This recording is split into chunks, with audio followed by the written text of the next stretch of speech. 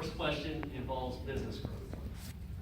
So do you support business growth, including an increase in manufacturing, providing new jobs as well as retail and restaurants? What is your position on mixed-use zoning as an aspect of healthy communities? And what does good growth look like to you? That's broad, but far away. I definitely support it. Richmond Hill is growing and going somewhere.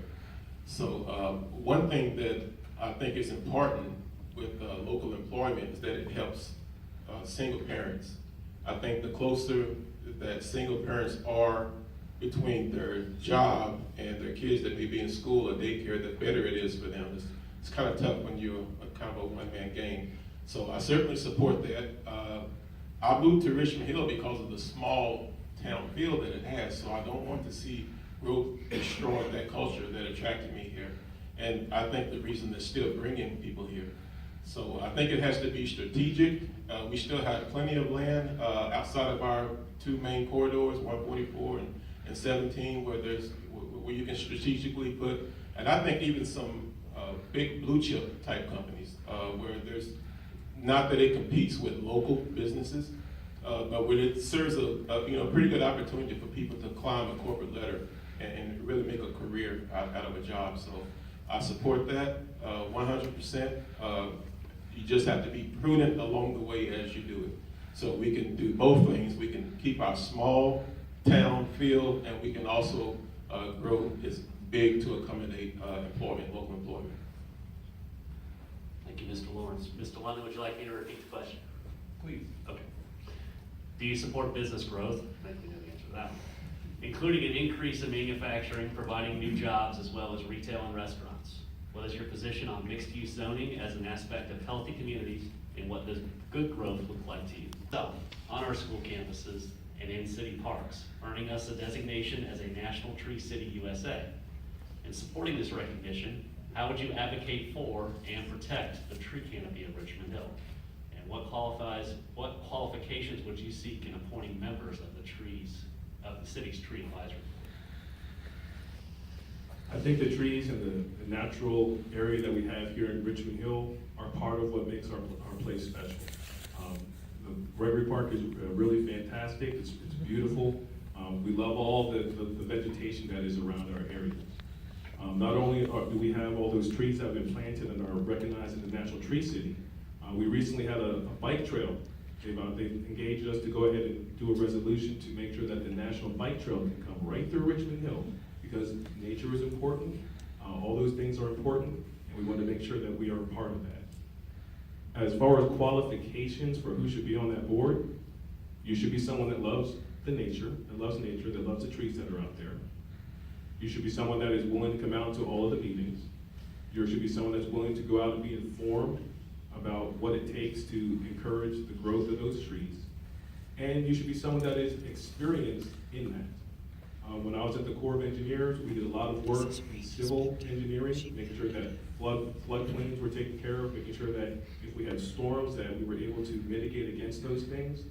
And in those, we had very strong professionals that were able to make those assessments, and were able to make sure that we had the right things that were going on.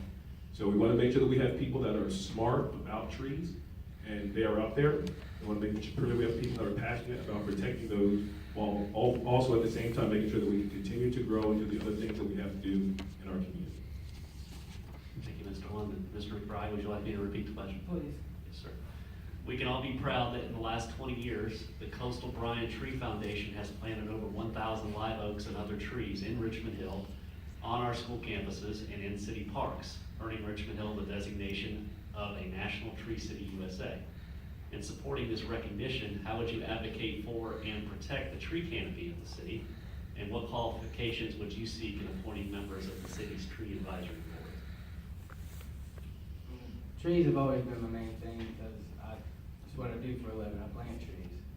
And when I was in kindergarten, my mother got a grant from the state to plant 24 oak trees at the primary school, and it's always stuck with me hard. Last year we planted over 120 oak trees, just my business by myself. Very big on oak trees. They cut down 2 oak trees in front of the church right past Parker's today for the DOT project, which I feel they did not need to do. That was very aggravating to me, and when they cut down the 2 trees at 17 and 144, I didn't go that way for a good 6 months because I couldn't stand to see those trees gone. And a lot of people don't know that right behind those trees, there used to be pokes under the oaks, and there was a good handful of other big oak trees that were there. So yes, I'd advocate very big for planting a lot more trees in Richmond Hill, keeping our trees and what we have left. A lot of these old growth trees are going away as quick as the people are coming in.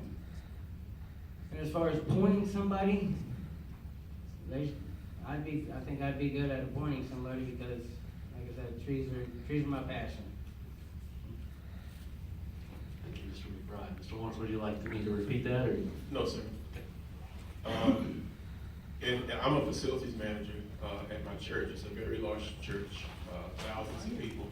So in my capacity, I'm responsible for the character and the look, as well as the building. So I understand how important having trees and maintaining trees, even their strategic positions, they can steal sunlight from each other. They can steal ingredients from the soil from each other. So trees are important, and I would say that as far as appointing, as long as it's someone who's very environmentally conscious, not just a tree lover, for the reasons I just mentioned, trees depend upon one another for spacing and nutrients.